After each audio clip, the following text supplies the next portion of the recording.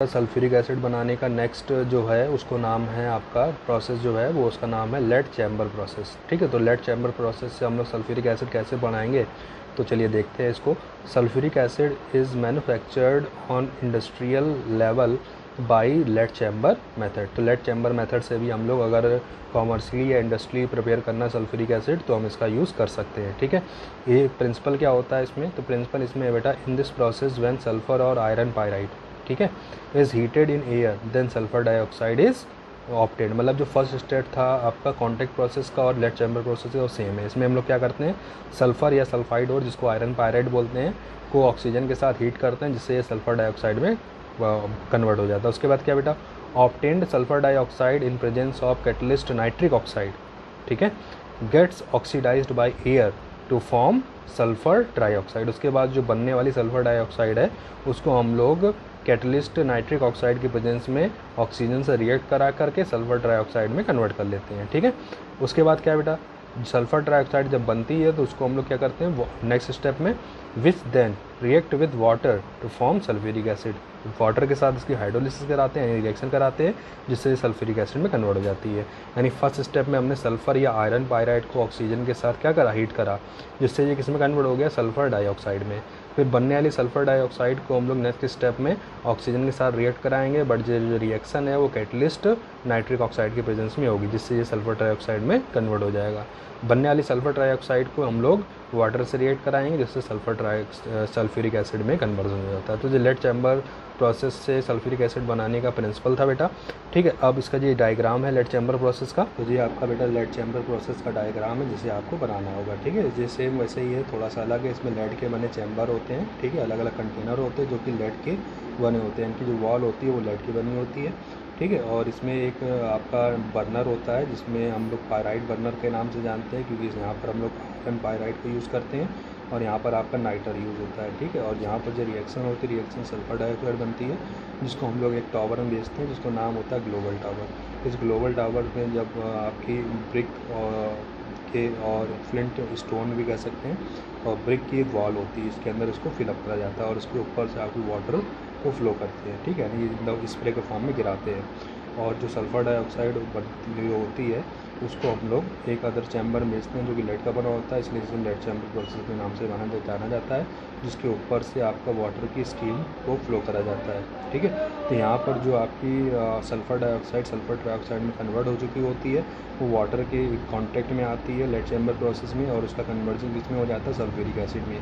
तो यहाँ से हमें जो सल्फ्यूरिक एसिड मिलता है वो आपका 65% कंसनट्रेटेड होता है। और जो आपकी वेस्ट गैसेज होती है उसको हम लोग एक अदर कंटेनर भेज देते हैं जिसके अंदर कोक को फिलअप करा जाता है। ठीक है, उसके बाद जो आपके इसको बनने वाले जो सल्फ्यूरिक एसिड जो कंसनट्रेशन को इंक्रीज़ करने के लिए इसको हम लोग एक अलग टावर में भेजते हैं। ठीक है, जिससे इसके होने के बाद ये आपका गैलूसाक टावर होता है, इसमें जब होकर गुजरती है, ठीक है, गैसेस, तो इसका दोबारा से जो एक्सेस ऑफ वाटर होता है वो अब्जॉर्ब कर लिया जाता है जिसकी वजह से जो कंसनट्रेशन होता है वो 78% तक हो जाता है। तो इस तरह से हमें लेड चैम्बर प्रोसेस से मिलने वाला सल्फ्यूरिक एसिड 78% तक कंसनट्रेटेड फॉर्म में मिलता है। ठीक है, तो ये आपका लेड चैम्बर प्रोसेस था और उसमें यूज डायग्राम है। अब हम बात करेंगे सल्फ्यूरिक एसिड की फिजिकल और केमिकल प्रॉपर्टी के बारे में। अब हम बात करेंगे बेटा physical property of sulphuric acid. तो इसमें फर्स्ट है बेटा, pure sulphuric acid is a colourless dense oily liquid. तो ठीक है, अगर प्योर फॉर्म में है तो आपको जो कलरलेस फॉर्म में दिखता है और हाईली डेंस होता है और ऑयली लिक्विड की तरह हमें दिखाई देता है। नेक्स्ट क्या है बेटा, it is soluble in water. ठीक है, for solubility the concentrated H2SO4 should always be added to H2O but not H2O to acidic, क्योंकि एसिड में जब वाटर ऐड करते हैं, एसिड और वाटर को आपस में ऐड करते हैं तो इस प्रोसेस में आपकी एनर्जी रिलीज़ होती है, यानी जो प्रोसेस होता है वो एक्सोथर्मिक होता है। इसलिए हमेशा जो बताया जाता है कि जो सल्फ्यूरिक एसिड होता है उसे हमेशा वाटर में ऐड करना चाहिए डाइल्यूट करने के लिए, ना कि एसिड में वाटर।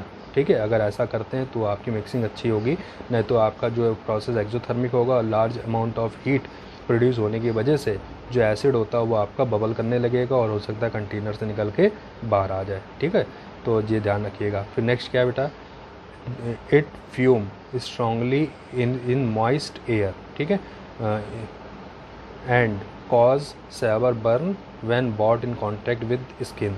तो इसकी जो मतलब की फ्यूम होती है वो बहुत ही स्ट्रांग होती है मॉइस्ट एयर कांटेक्ट में आने पर। क्यों? क्योंकि जब ये आपकी स्किन के कांटेक्ट में आती है तो आपकी स्किन को बर्न कर सकती है, ठीक है। तो इसलिए इसको हमेशा केयरफुल तरीके से यूज़ करना चाहिए। तो ये कुछ फिजिकल प्रॉपर्टी है। अब हम बात करेंगे इसकी केमिकल प्रॉपर्टी में।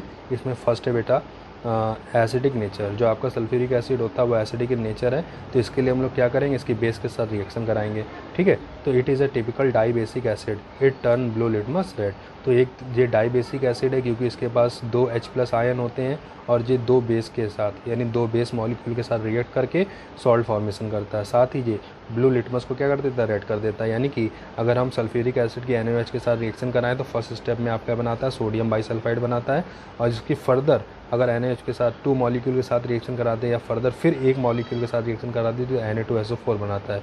तो इस तरह आप क्या देखते हो, जो सल्फ्यूरिक एसिड होता है उसमें 2 H+ आयन होते हैं, इसलिए ये 2 NaOH मॉलिक्यूल के साथ रिएक्ट कर सकता है। इसलिए बोलते हैं जो सल्फ्यूरिक एसिड होता है वो डाई बेसिक एसिड होता है, यानी 2 बेस मॉलिक्यूल के साथ ये रिएक्शन दे सकता है, ठीक है।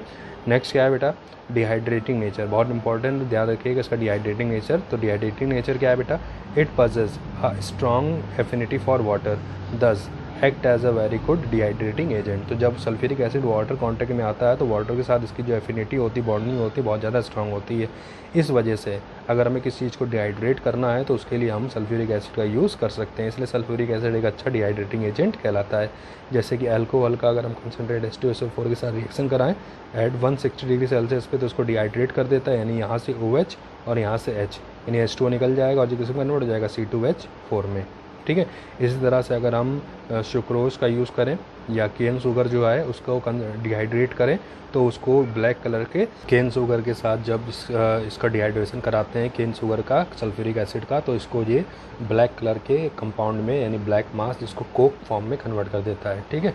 साथ ही इसमें वाटर निकाल देता है, ठीक है। इसी तरह से अगर हम ग्लूकोज के कांटेक्ट में लाएं, ठीक है, तो जो सल्फ्यूरिक एसिड के साथ रिएक्ट करके उसको भी ब्लैक मास यानी कार्बन में कन्वर्ट कर देता है और वाटर रिलीज़ कर देता है। तो इस तरह से कह सकते हैं कि जो आपका सल्फ्यूरिक एसिड होता है वो एक अच्छा डिहाइड्रेटिंग एजेंट है। ये प्रॉपर्टी आपसे बहुत ज़्यादा पूछी जाती है तो इसको ध्यान रखिएगा, ठीक है, डिहाइड्रेटिंग नेचर के बारे में। और तीनों रिएक्शन आपसे इसी प्रोसेस के साथ पूछी जाती है जो हमने आपको प्रीवियस वीडियो में पढ़ाए थे, ठीक है। अब हम थर्ड इसकी प्रॉपर्टी है बेटा ऑक्सीडाइजिंग नेचर। तो it act as a moderately strong oxidising agent. तो मतलब ये ऑक्सीडाइजिंग एजेंट की तरह तो बिहेव करता है, बट इसकी ऑक्सीडाइजिंग प्रॉपर्टी होती है वो इतनी ज़्यादा स्ट्रॉन्ग नहीं होती है, यानी मॉडरेटली होती है, ना ज़्यादा स्ट्रॉन्ग होती ना ज़्यादा वीक होता है, ठीक है। तो उसका ऑक्सीडाइजिंग नेचर शो करने का रीज़न क्या है कि जो H2SO4 है वो डिकम्पोज होकर H2O SO2 बनाता है, साथ ही नेसेंट ऑक्सीजन रिलीज़ करता है। ये नेसेंट ऑक्सीजन ही अदर कंपाउंड के साथ कंबाइंड होकर के उसका ऑक्सीडेशन करा देती है। तो इसमें फर्स्ट है बेटा oxidation of metal such as copper, lead, mercury etcetera to their sulphate. तो मेटल को उनके सल्फेट में कन्वर्ट करते जैसे कॉपर प्लस 2 H2SO4, तो ये क्या बना देता है CuSO4 plus SO2 plus 2H2O। ऐसा अगर जिंक के साथ रिएक्शन करा इन द डाइल्यूटेड फॉर्म या कंसनट्रेटेड फॉर्म में था, डाइल्यूटेड फॉर्म में ZnSO4 प्लस क्या बना देता है H2, ठीक है। तो इस तरह से जो मेटल को उनके सल्फेट में कन्वर्ट कर देता है, यानी मेटल सल्फेट में ऑक्सीडाइज कर देता है। फिर क्या है बेटा ऑक्सीडेशन ऑफ नॉन मेटल। जब नॉन मेटल के साथ इसका ऑक्सीडेशन कराते हैं जैसे कि कार्बन, सल्फर, फास्फोरस एक्सेट्रा का ऑक्सीडेशन कराते हैं किसके साथ, सल्फ्यूरिक एसिड के साथ, तो उसको ऑक्साइड और ऑक्सो एसिड में कन्वर्ट कर देता है। जैसे कि नॉन मेटल को ऑक्सीडेशन किस तरह से करता है, तो एक तो पोटेशियम आयोडाइड है, तो पोटेशियम आयोडाइड का जो सल्फ्यूरिक एसिड के साथ ऑक्सीडेशन कराता है तो पोटेशियम आयोडाइड को आयोडीन में क्या कर देता है, ऑक्सीडाइज कर देता है। साथ में पोटेशियम सल्फेट और हाइड्रोजन सल्फाइड और वाटर को फॉर्म करता है। इसी तरह से कार्बन के साथ अगर कराएं तो कार्बन को कार्बन डाइऑक्साइड में कन्वर्ट कर देता है, सल्फर को सल्फर डाइऑक्साइड में कन्वर्ट कर देता है, फास्फोरस को फास्फोरिक एसिड में कन्वर्ट कर देता है, ठीक है, और आयोडीन को आयोडिक एसिड में कन्वर्ट कर देता है। तो इस तरह से जितने भी नॉन मेटल हैं उनके साथ अगर सल्फ्यूरिक एसिड के साथ उनका ऑक्सीडेशन कराया जाए तो उसके रिस्पेक्टिव एसिड या ऑक्सो एसिड में कन्वर्जन करता है जी, ठीक है। इसी तरह से एक पोटेशियम आयोडाइड की भी इंपॉर्टेंट रिएक्शन है जो आपसे एग्जाम में पूछी गई है। तो पोटेशियम आयोडाइड का आयोडीन में क्या कर देता है, ऑक्सीडेशन कर देता है। तो ये ऑक्सीडेशन जो नेचर है विद नॉन मेटल ये बहुत ज़्यादा इंपॉर्टेंट है कि नॉन मेटल वाला आपसे बोर्ड एग्जाम में सभी रिएक्शन जो हमने यहाँ पर लिखी है वो सभी रिएक्शन आपसे पूछी जा चुकी हैं, ठीक है। तो अब हम बात करेंगे नेक्स्ट टॉपिक को, बट उसको देखेंगे नेक्स्ट वीडियो में। इस वीडियो में इतना ही।